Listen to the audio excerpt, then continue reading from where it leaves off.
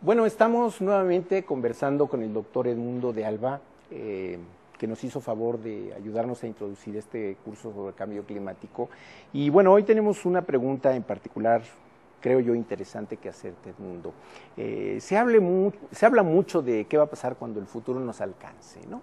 Evidentemente, pues depende mucho, me imagino, de cómo se dé realmente la elevación de la temperatura y se conjuguen una serie de factores. Es difícil hacerle al profeta, pero ¿cómo se ve? ¿Cuál es la visión de futuro?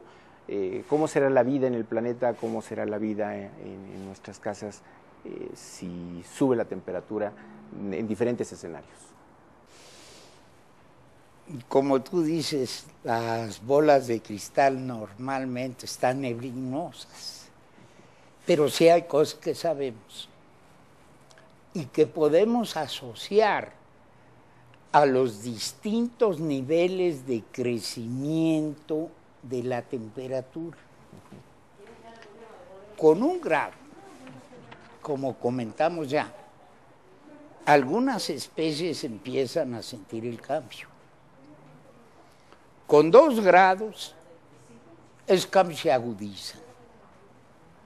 Entonces empieza a haber lugares en donde el peligro de catástrofes puede ser grande. Pero no es una catástrofe a nivel global. Es por ello que varios países del mundo están proponiendo que hagamos las cosas de tal manera que nos aseguremos el no pasar de 2 grados de incremento en la temperatura. Con 2 grados, las afectaciones a la disponibilidad de agua en algunos lugares del mundo, México incluido,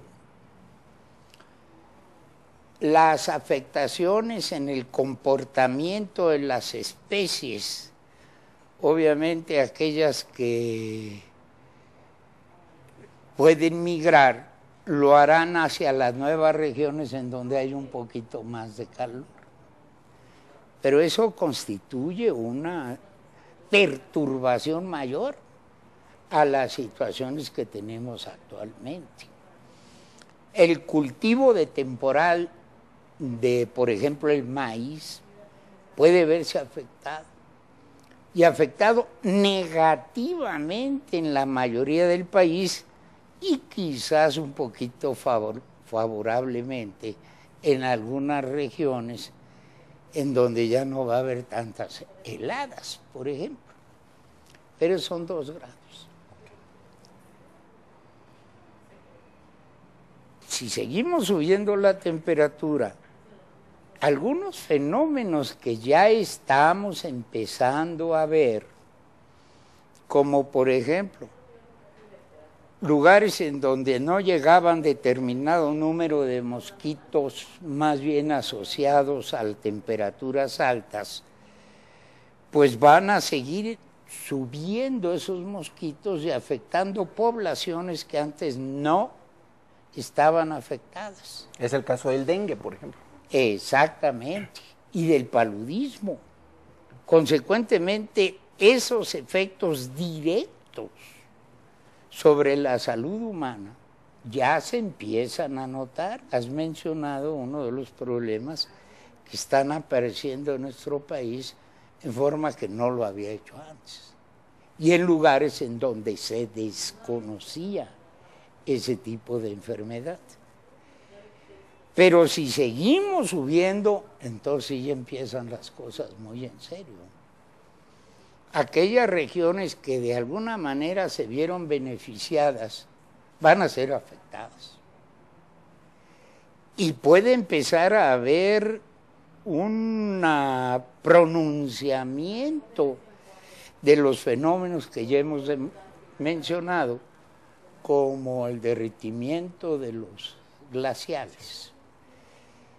Y yo me imagino la enorme desgracia que ojalá y nunca suceda, si empieza a fallar el abasto de agua de los Himalayas a las regiones más pobladas del planeta.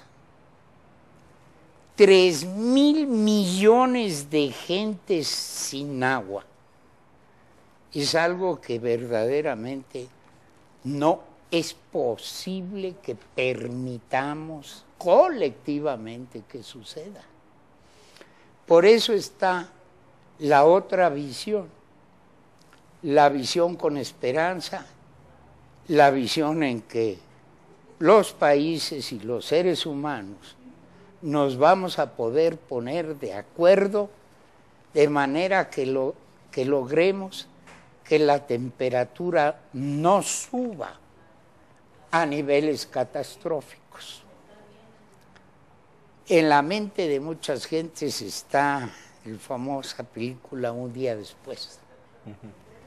Para eso se requiere una desestabilización de las corrientes oceánicas, que no se va a ver sino cuando la temperatura, ojalá y nunca, suba 4 o 5 grados.